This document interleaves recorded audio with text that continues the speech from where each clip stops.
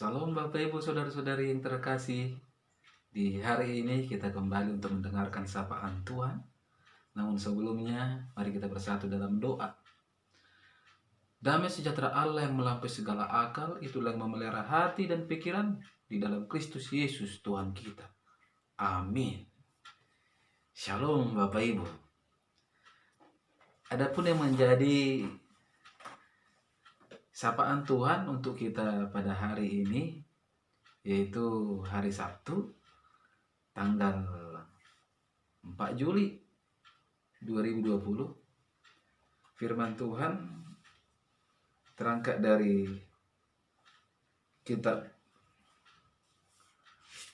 Mazmur yang tertulis di dalam Mazmur 145 ayat yang ke-8. Demikian firman Tuhan. Tuhan itu pengasih dan penyayang, panjang sabar dan besar kasih setianya. Sampai jatuh firman Tuhan. Bapak Ibu Saudara-saudari yang terkasih dalam Kristus Yesus, berbicara tentang kasih tentu bukanlah hal yang baru lagi buat orang Kristen. Bagi setiap yang mengatakan dirinya pengikut Kristus. Mengapa? Karena ciri khas dari kekristenan adalah hidup di dalam kasih. Saya pernah mendengarkan suatu nyanyian seorang ustadz berkata begini. Islam cinta perdamaian, Kristen suka kasih sayang, Hindu Buddha tak suka bertengkar. Artinya di sana juga dikatakan saudara-saudara bahwa hidup kekristenan itu penuh dengan kasih. Mengapa? Karena memang Allah kita adalah kasih adanya. Itu tertulis di dalam 1 Yohanes 4 ayat yang ke-8, begitu juga ayat yang ke-16. Namun, Allah sebagai kasih itu bukan hanya ada di dalam perjanjian baru. Tetapi di dalam perjanjian lama juga, Allah yang Tritunggal, Allah yang dikenal oleh pemazmur, sebagaimana sapaan Tuhan pada saat ini berkata, Allah kita adalah kasih, panjang sabar dan besar kasih setianya. Ini saudara-saudara. Mengapa? Pemazmur berkata, Allah itu adalah kasih. Karena dalam pengalamannya ia melihat bagaimana Allah selalu mengasihi umatnya. Kalau melihat keberadaan, sikap dan perbuatannya, sudah selayaknya lah bangsa Israel mendapatkan murka. Di mana firman Tuhan berkata, upah dosa adalah maut, tetapi kesempatan selalu Tuhan berikan untuk berbalik. Pengampunan Tuhan selalu Tuhan berikan. Inilah kasih Tuhan itu. Dan peristiwa kematian Yesus di kayu salib itu sangat jelas oleh dikarenakan kasih Tuhan. Tidakkah dikatakan saudara-saudara di dalam kitab Yohanes pasal yang ketiga ayat yang ke-16 berkata demikian.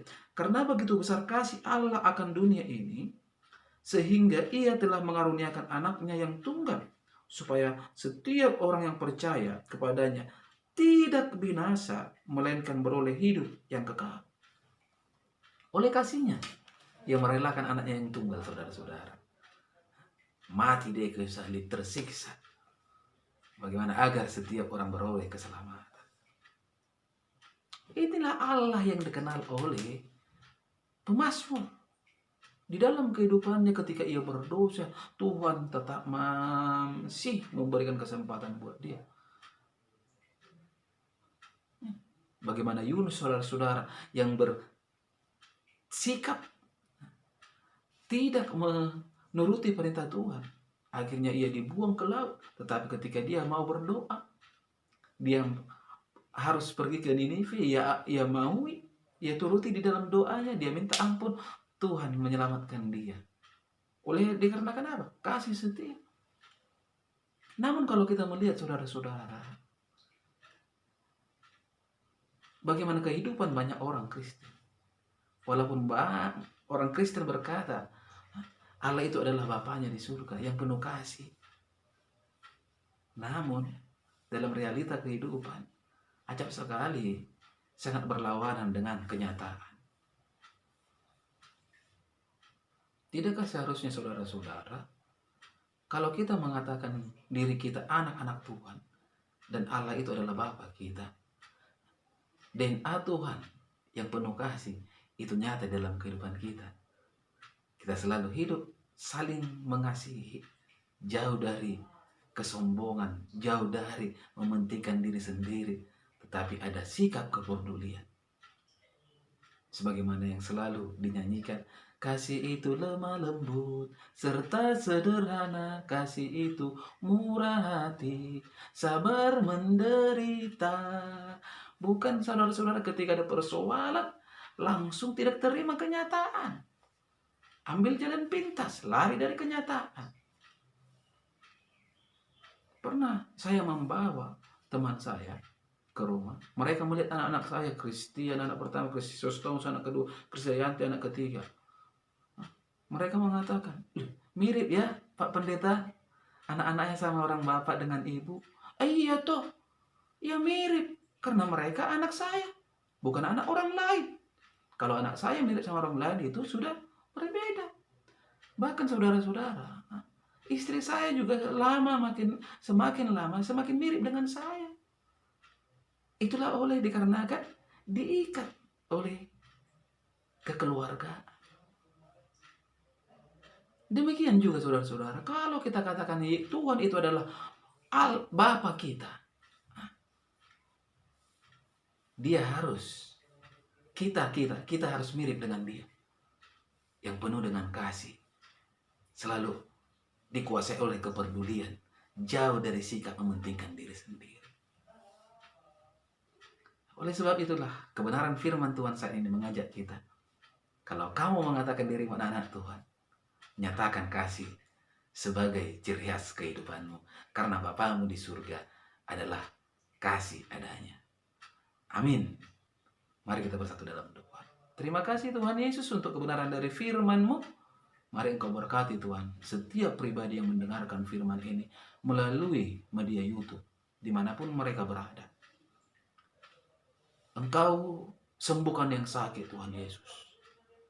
Mari Engkau kuatkan yang lemah. Engkau berikan jalan keluar buat mereka yang menghadapi permasalahan hidup pada saat ini. Hanya Engkaulah Tuhan kami. Hanya kepadamu lah kami mengadu.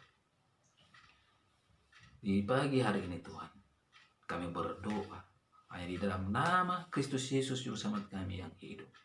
Amin. Salam buat kita semua.